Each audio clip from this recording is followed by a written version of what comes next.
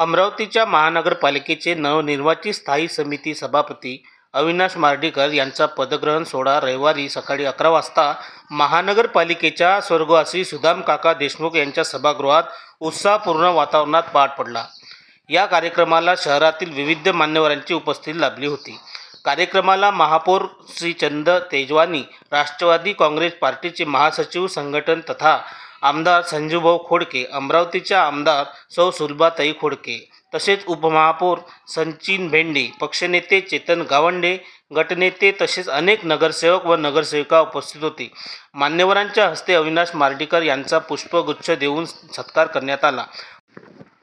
पदग्रहणानंतर मनोगत व्यक्त करताना अविनाश मार्डीकर यांनी अमरावती शहराच्या सर्वांगीण विकासासाठी प्रामाणिक काम करण्याचा संकल्प व्यक्त केला।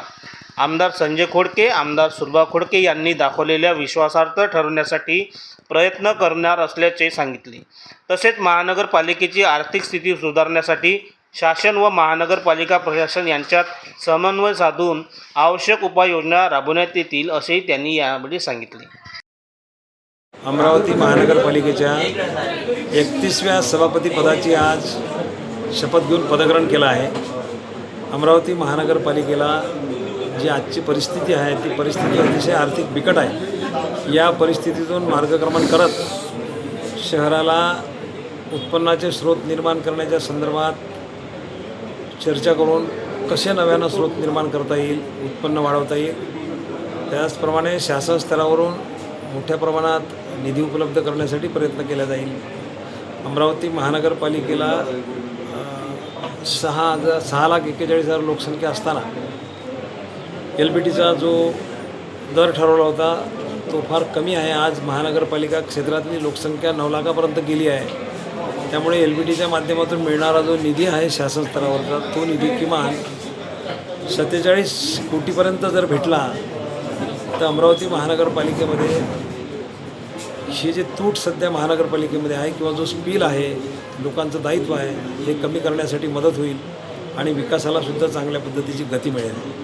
अमरावती महानगरपालिकेच्या अर्थसंकल्पीय तरतुदी देत असताना अमरावती शहरातल्या काही नागरिकांकडून जर सूचना आल्या की आपण अमरावती शहराला विकासाला गती देण्यासाठी एखादं हेड निर्माण जर करायचं असेल तर त्या संदर्भातल्या सूचना जर नागरिकांकडून मिळाल्या, त्यासाठी एक आम्ही वेबसाईट देतो आहे, एक नंबर देतो आहे, त्या नंबरवरती आपण जर सूचना दिल्या तर त्या संदर्भातसुद्धा विचार करता येईल आणि एखादा नवीन अमरावती महानगरपालिकेच्या जनतेच्या नजरेत असतो, जनतेच्या डोक्यात असतो की एखादा या पद्धतीचा हेड निर्माण केला तर विकास होऊ शकतो। त्या धर्तीवर आपण एक काम करणार आहे आणि अमरावती महानगरपालिकेला आजच्या या होणाऱ्या अर्थसंकल्पामध्ये वस्तुनिष्ठ अर्थसंकल्प देऊन महानगरपालिकेकडे असलेलं दायित्व कसं कमी करता येईल यासाठी पूर्णपणे भर दिला जाईल। सर्वात महत्त्वाचा विषय स्वच्छता हा महत्त्वाचा विषय राहील।